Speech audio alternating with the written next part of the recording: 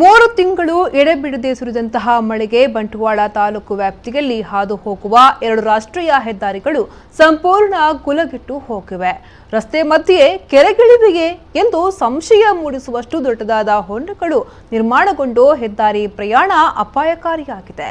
ಮಂಗಳೂರು ಬೆಂಗಳೂರು ಸಂಪರ್ಕದ ರಾಷ್ಟ್ರೀಯ ಹೆದ್ದಾರಿ 73 ಹಾಗೂ ಬಂಟ್ವಾಳ ವಿಲ್ಲುಪುರಂ ಸಂಪರ್ಕದ ರಾಷ್ಟ್ರೀಯ ಹೆದ್ದಾರಿ 234ರಲ್ಲಿ ಸಂಚರಿಸಲು ಗುಂಡಿಗೆ ಗಟ್ಟಿಯಾಗಿರಬೇಕು.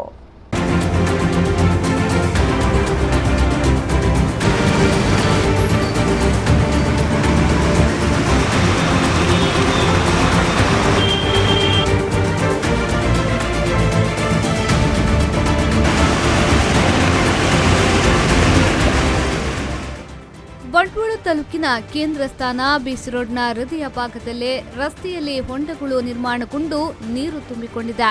ಜೂನ್ನಲ್ಲಿ ಮೊದಲ ಮಳೆಗೆ ಸಣ್ಣದಾಗಿ ಮೂಡಿದ ರಂಧ್ರ ಇಂದು ಇಡೀ ರಸ್ತೆಯನ್ನೇ ಆಕ್ರಮಿಸಿಕೊಂಡಿದೆ. ಹೊಂಡಕ್ಕೆ ಇಳಿಸಿ ಹೋಗಬೇಕು ಅಥವಾ ಹೊಂಡ ತಪ್ಪಿಸಿ ಹೋಗಬೇಕು ಎನ್ನುವ ಗೊಂದಲದಲ್ಲಿ ವಾಹನ ಚಾಲಕರು ಇಲ್ಲಿ ಸಂಚರಿಸಲು ತೊಂದರೆ ಪಡುವ ದೃಶ್ಯ ಮನಕಲಕುತ್ತದೆ.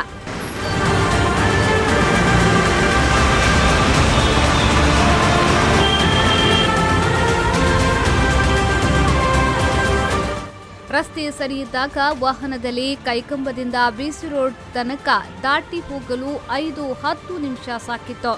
ಈಗ ಹೊಂಡಗಳು ನಿರ್ಮಾಣವಾದ ಬಳಿಕ ಅದನ್ನ ಪ್ರದಕ್ಷಿಣೆ ಹಾಕಿ ಹೋಗಬೇಕಾದ್ರೆ ಕನಿಷ್ಠ ಅರ್ಧ ಗಂಟೆಯಾದ್ರೂ ಬೇಕು. ಒಟ್ಟಿನಲ್ಲಿ ನಗರದ ಹೃದಯದಲ್ಲೇ ಹೊಂಡಗಳ ಕರಾಮತ್ತಿನಿಂದ ವಾಹನ ಸವಾರರ ಪರದಾಟ ಅನುಭವಿಸಿದವನಿಗೆ ಗೊತ್ತು.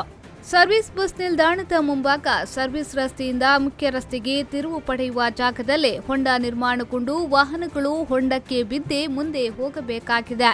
ಇಲ್ಲಿ ವಾಹನ ಸಂಚಾರ ತೀವ್ರ ಅಪಾಯಕಾರಿ. ಬಿಸಿ ರೋಡ್ ಪೇಟೆ ದಾಟಿದ ತಕ್ಷಣ ಹೊಂಡದ ಕಾಟ ಮುಗಿತಲ್ಲ ಎಂದು ನಿಟ್ಟುಸಿರು ಬಿಡುವಂತಿಲ್ಲ. ಭಯಾನಕ ಹೊಂಡಗಳು ಎದುರುಗೊಳ್ಳುವುದೇ ಆ ಬಳಿಕ. ಪಾಣೆಮಂಗಳೂರಿನ ನೆಹರು ನಗರದಲ್ಲೇ ಸತ್ಯದೇವತಾ ಗುಡಿಯ ಬಳಿ ಒಂದಕ್ಕಿಂತ ಒಂದು ಭಿನ್ನವಾದ ಹೊಂಡಗಳು ಸವಾರನಿಗೆ ಸವಾಲೊಡ್ಡುತ್ತಿವೆ. ಇದೇ ರೀತಿ ಪ್ರಯಾಣಕ್ಕೆ ಅಯೋಗ್ಯವಾದ ರಸ್ತೆ ಮಾಣಿಯವರೆಗೆ ಎದುರುಗೊಳ್ಳುತ್ತಿದೆ. ಈ ರಸ್ತೆಯಲ್ಲಿ ರಾತ್ರಿ ಪ್ರಯಾಣವೆಂದರೆ ಸಾವನ್ನ ಬಗಲಿಗೆ ಕಟ್ಟಿಕೊಂಡು ಪ್ರಯಾಣಿಸಿದಂತೆ. ಒಂದೊಂದು ಹೊಂಡಗಳು ಒಂದೊಂದು ಗಾತ್ರದ ಆಳವನ್ನ ಹೊಂದಿದ್ದು ಎಚ್ಚರಿಕೆಯಿಂದ ಪ್ರಯಾಣಿಸದಿದ್ರೆ ಅಪಾಯ ಕಟ್ಟಿಟ್ಟ ಬುತ್ತೆ.